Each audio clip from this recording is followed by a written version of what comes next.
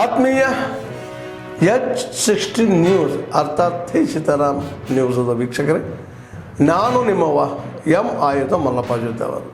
ತಾವು ಈಗ ಸುದ್ದಿಗಳ ಲೋಕಕ್ಕೆ ಎಂಟ್ರಿ ಹೊಡಿತಾ ಇದ್ದೀರಿ. ಈ ಸುದ್ದಿಗಳನ್ನು ಪ್ರತಿಯೊಂದು ನೋಡೋ ಜೊತೆಗೆ ನಿಮ್ಮ ಅಭಿಪ್ರಾಯಗಳನ್ನು ಹಚ್ತಾ ಇರಿ. ಯಾಕಂದರೆ ಈ ಸುದ್ದಿಗಳು ನಿಮಗಾಗಿ, ನಿಮ್ಮ ಬದುಕಿಗಾಗಿ, ನಿಮ್ಮ ವೈಚಾರಿಕೆಗಾಗಿ, ನಿಮ್ಮ ತಿಳುವಳಿಕೆಗಾಗಿಯೂ ನಿಮಗೂ ಗೊತ್ತು.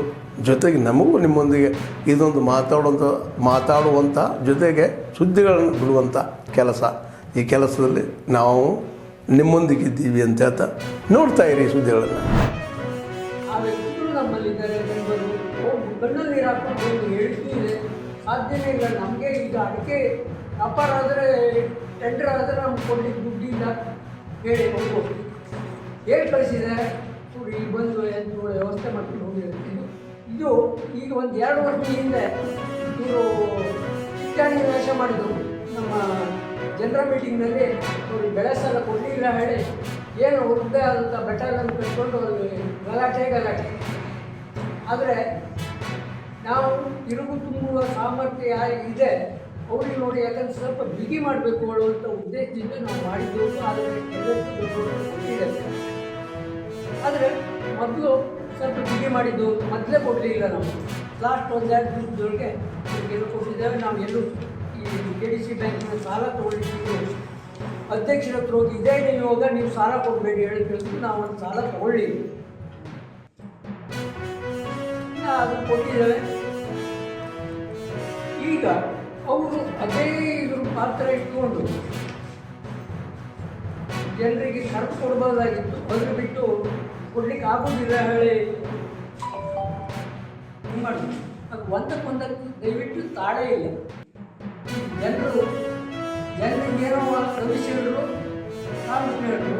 ರಾಮಕೃಷ್ಣ ಅವ್ಯವಹಾರ, ಹಣ ದುರುಪಯೋಗ, ಅದು ಆ ಥರ ಏನೋ ಒಂದು ಮಾಪನ್ನು ಕ್ರಿಯೇಟ್ ಮಾಡಲಿಕ್ಕೆ ಹೊರಟಿದ್ದಾರೆ ಹೊರತು ಸುಳ್ಳಿನಲ್ಲಿ ಅನ್ಯಾಯದಲ್ಲಿ ಬಂದ್ಕೊಂಡು ಆ ಸುಳ್ಳನ್ನು ತಡೆ ಮಾಡಲಿಕ್ಕೆ ಅವರು ಬಹಳಷ್ಟು ಈ ಥರ ಸಂಸ್ಥೆಯ ಹಣವನ್ನು ದುರುಪಯೋಗ ಮಾಡ್ತಾ ಇದ್ದಾರೆ. ಇದು ನಿಜವಾಗಿ ತಪ್ಪು ಕೆಲಸ.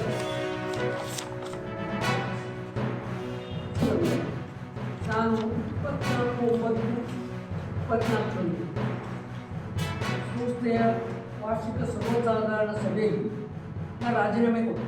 ನನ್ನ ಸದಸ್ಯರು ಮೊನ್ನೆ ಅವರು ನಾನು ಕೋರ್ಟಿಂದ ಕೇಳ್ತೇನೆ ಅಂತ ಹೇಳಿದೆ. ನಿಮ್ಮ ಎಲ್ಲರ ಎದುರಿಗೆ ಮತ್ತು ನಮ್ಮ ಜನರಿಗೆ ಒಂದು ಸುಳ್ಳು ಹೇಳ್ತಾ ಇದ್ದಾರೆ. ಈ ಥರ ಸುಳ್ಳುಗಳನ್ನು ಹೇಳಬಾರ್ದು. ನಾನು DR ಆಫೀಸಿಗೆ ಇವರು ಕಳಿಸಿದ್ದೇನು, ನಾನು 29C ಪ್ರಕಾರ ಒಡಗೇರೆ ಮತ್ತು ಕಡಿಮೆ ಜಾಗವನ್ನು ಮುನ್ಸಿಪಾಲಿಟಿ ಒಡಗೇರಿ ಜಾಗ ಕೊಟ್ಟಿದ್ದೆ. ಆ ಒಂದು ಇದರೊಳಗೆ ಇವರು ಡೈರೆಕ್ಟರ್ ಇದ್ದಾರೆ. ಹಂಗಾಗಿ ಆ ಒಂದು ಸೆಕ್ಷನ್ ಆಗಿ 29C ಪ್ರಕಾರ ಇವರನ್ನು ಕಡಿಮೆ ಮಾಡಬೇಕು ಅಂತ ಕೊಟ್ಟಿದ್ದರು. ನಾನು ಅದನ್ನು ಹೈಕೋರ್ಟಿಂದ ತೆಗೆದಿದ್ದು ಯಾವುದು ಬರಲಿಲ್ಲ. ನನ್ನ ನಿರ್ದೇಶಕ ಸ್ಥಾನಕ್ಕೆ ಸಂಬಂಧಪಟ್ಟು ನಾನು ಯಾವುದು ತರಲಿಲ್ಲ, ನಾನು ಅಷ್ಟೇ ತರಲಿಲ್ಲ. ಇಲ್ಲಿ ಅವು ಅದಕ್ಕೆ ಏನು ಮಾಡಲೇ ಬರ್ತಿದೆ.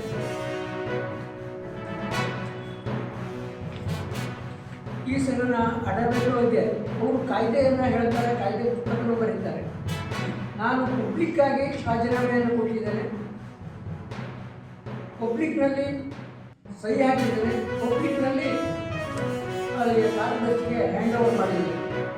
ಮತ್ತಲ್ಲದೆ ಅವರು ಟರಾವ್ನಲ್ಲೇ ಬರ್ತಿದ್ದಾರೆ. ತಪ್ಪಾಳೆ ಮೂಲಕ ಅದನ್ನು ಅನುಮೋದನೆ ಮಾಡಲಾಯಿತು ಅಂದರೆ ಅವರು ಟರಾವ್ನಲ್ಲೇ. ಬಟ್ ಆದ ಬದಲು ನಂತರ 1 ತಿಂಗಳ 3 ದಿವಸಕ್ಕೆ ನನಗೆ ಇವರು ಮೀಟಿಂಗ್ ಕರೀತಾರೆ. ಆ ಮೀಟಿಂಗ್ನಲ್ಲಿ ನನಗೆ ನಿಮ್ಮನ್ನು ಮಾಡಲಿಲ್ಲ, ಆಗಲಿಲ್ಲ ಅಂತ ಹೇಳಿ ಅದು ಮೀಟಿಂಗ್ ಆಗಿ ಒಂದು 3-4 ದಿವಸದ ಮೇಲೆ ಬಂದು ಆ ಒಂದು ಇದ್ರೊಳಗೆ ಕೇಳಿದೆ. ಅವರೆಲ್ಲ ನನ್ನ ಅಹವಾಲುಗಳನ್ನು ಕೇಳಿದ ಅವಶ್ಯಕತೆ ಇದ್ದಲ್ಲಿ ಪಬ್ಲಿಕ್ನಲ್ಲಿ ಕೊಟ್ಟಿದ್ದೀವಿ, ಅದು ಲಿಖಿತವಾಗಿ ಕೊಡಬೇಕು ಅಂತ ಹೇಳಿದ್ದೆ. ಲಿಖಿತವಾದ ಹಸ್ತಾಕ್ಷರ ಬರೆದು ಕೊಡಬೇಕು ಅಲ್ಲ, ಯಾಕೋ ನೀವು ಲಿಖಿತ ಮುಂದುವರಿ ಹೇಳುವಂಥದ್ದನ್ನು ನನಗೆ ಅವರು ಮಾಹಿತಿಯನ್ನು ಕೊಟ್ಟು ಮತ್ತು ಅಲ್ಲದೆ ಈಗ ಇವರು ಇಷ್ಟೆಲ್ಲ ಕಾಯ್ದೆ ಹೇಳುವಂಥದ್ದು ಇವರು ಕಡಾವನ್ನೇ ಇವರು ಪ್ರಿಂಟ್ ಮಾಡ್ತಾರೆ, ಟೈಪ್ ಬಣ್ಣ ಹಚ್ತಾರೆ. ಅದು ಸಂಜು ಅವರು ಹಸ್ತಾಕ್ಷರದಲ್ಲಿ ಬರೀಬೇಕು, ಅವ್ರು ಇದ್ರೊಳಗೆ ಅವರು ತಿಳ್ಕೊಳ್ಬೇಕು. ಅದು ಸರಿ ಹೇಳಾದರೆ ಇದು ಸರಿ. ಲಿಂಗಾಯತ ಸಮಾಜದಿಂದ ನಿನ್ನೆ ಮೊನ್ನೆ ಒಕ್ಕಲಿಗ ಸಮಾಜದಲ್ಲಿ ಎಲ್ಲರೂ ಕೂತ್ಕೊಂಡು ತೀರ್ಮಾನ ಮಾಡಿದ್ರು ಏನಂತೇಳಿ, ಹಿಂದೂ ಅಂತ ಬರೆಸ್ಬೇಕು, ಧರ್ಮದಲ್ಲಿ ಹಿಂದೂ ಅಂತ ಬರೆಸ್ಬೇಕು, ಆಮೇಲೆ ಒಕ್ಕಲಿಗ ಅಂತ ಬರೆಸ್ಬೇಕು ಅಂತಕ್ಕಂಥದ್ದನ್ನು ಭಾಳ ಸ್ಪಷ್ಟವಾಗಿ ಅವರು ನಿರ್ದೇಶನ. ಈ ಬಹು ದೊಡ್ಡ ಸಮಾಜ ಅಂತ ಹೇಳಿದರೆ ಲಿಂಗಾಯತ ಸಮಾಜ ನಮ್ಮಲ್ಲಿ ಇರ್ತಕ್ಕಂಥದ್ದು. ಅದನ್ನು ಹೊಡಿತಕ್ಕಂಥ ವ್ಯವಸ್ಥೆ ಯಾವ ರೀತಿಯಾಗಿದೆ ಅಂತ ಹೇಳಿದರೆ, ಈ ಹಿಂದೇನೂ ಕೂಡ 2013ರಲ್ಲಿ ಅವರು ಮುಖ್ಯಮಂತ್ರಿ ಇರ್ತಕ್ಕ ಸಂದರ್ಭದಲ್ಲಿ ಲಿಂಗಾಯತ ಪ್ರತ್ಯೇಕ ಧರ್ಮ ಮಾಡ್ತೀವಿ ಅಂತೇಳಿ ಅದರ ಒಂದು ಕೈ ಅನುಭವವನ್ನು ಕೂಡ ಈಗಾಗಲೇ ಹೊಂದಿದ್ದಾರೆ. ಇವತ್ತು ಕೆಲವೊಂದಿಷ್ಟು ಜನ ಹಿಂದೂ ಧರ್ಮದ ಕಾಲಂನಲ್ಲಿ ಹಿಂದೂ ಅಂತ ಬರೆಸಿ ಅಂತಕ್ಕಂಥದ್ದು ಹೇಳ್ತಾರೆ. ಕೆಲವೊಂದಿಷ್ಟು ಜನ ಇಲ್ಲ ಲಿಂಗಾಯತ ವೀರಶೈವ ಅಂತ ಬರೆಸಿ ಅಂತಕ್ಕಂಥದ್ದನ್ನು ಹೇಳ್ತಾರೆ. ನಾವು ಇವತ್ತು ಸರ್ಟಿಫಿಕೇಟ್ ನೋಡ್ಕೊಂಡು ನಾವು ಹೊರಟಿದ್ದೇವೆ ಹೊರತು ಹಿಂದಿನ ಪೂರ್ವಜರು ಮಾಡಿರ್ತಕ್ಕಂಥದ್ದು ಹಿಂದೂ ಮತ್ತು ಲಿಂಗಾಯತ ಅಥವಾ ವೀರಶೈವ ಅಂತಕ್ಕಂಥದ್ದು ಇರ್ತಕ್ಕಂಥದ್ದು. ಇಲ್ಲಿ ಪ್ರತ್ಯೇಕ ಧರ್ಮ ಮಾಡಿದರೆ ಏನು ಮಾನ್ಯತೆ ಇರ್ತದೆ ಅಂತಕ್ಕಂಥದ್ದು ಅನೇಕ ಜನರ ಒಂದು ಪ್ರಶ್ನೆ.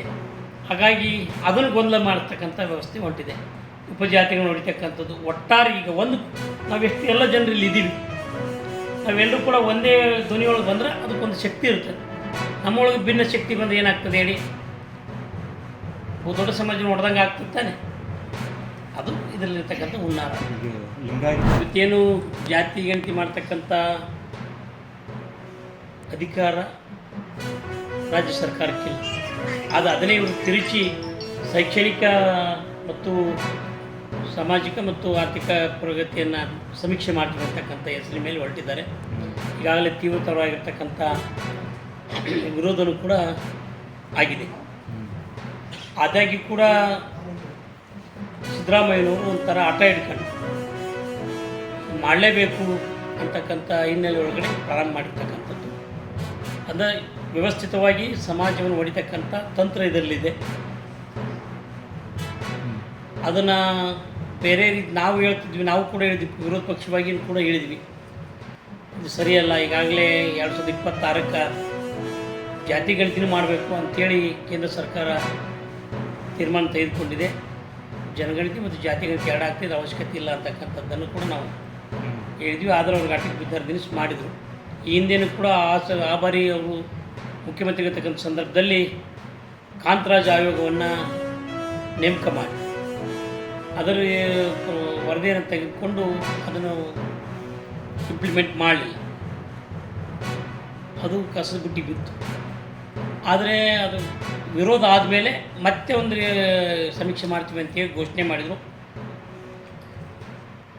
ಕಾಂಗ್ರೆಸ್ಸಿನ ಎಲ್ಲ ಸಚಿವರು ಸಂಪುಟದಲ್ಲೇ ಭಾಳ ತೀವ್ರವಾಗಿರ್ತಕ್ಕಂಥ ಇದರ ಬಗ್ಗೆ ವಾಗ್ವಾದ ನಡೀತು ಅಂತಕ್ಕಂಥದ್ದನ್ನು ಕೇಳಿದ್ವಿ. ಆದರೆ ಮಾರನೇ ದಿವಸ ಹೈಕಮಾಂಡು ಮಧ್ಯಪ್ರವೇಶ ಮಾಡಿ ಅವ್ರನ್ನ ಶಾಂತಗೊಳಿಸಿತು.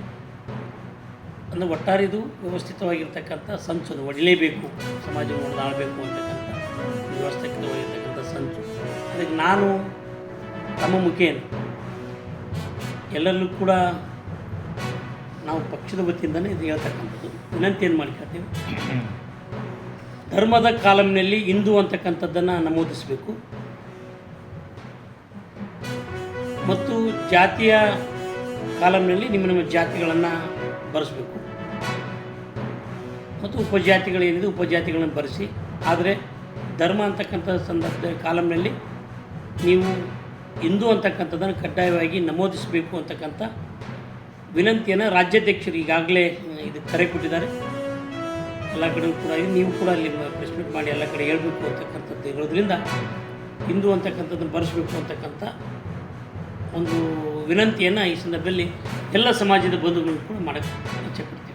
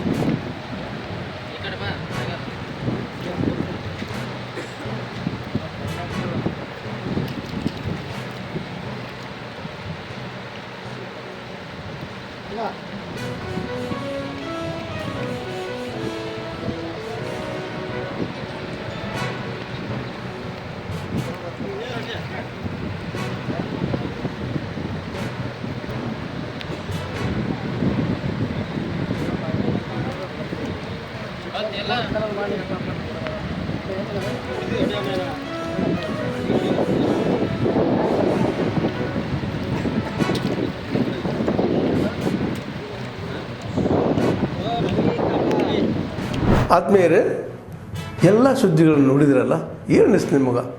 ಇದರಲ್ಲೇ ನಿಮ್ಗೆ ಲೈಕ್ ಆಗಿರ್ಬೋದು, ಡಿಸ್ಲೈಕು ಆಗಿರ್ಬೋದು, ಕಾಮೆಂಟ್ ಬೇಡಪ್ಪ ಅಂತೂ ಅನಿಸಿರ್ಬೋದು, ಕಾಮೆಂಟ್ ಮಾಡಬೇಕಪ್ಪ ಅನಿಸ್ಬೋದು, ಶೇರ್ ಮಾಡಬಾರ್ದಪ್ಪ ಅನಿಸಿರ್ಬೋದು, ಅದು ಮಾಡಬೇಕು ಅನಿಸಿರ್ಬೋದು.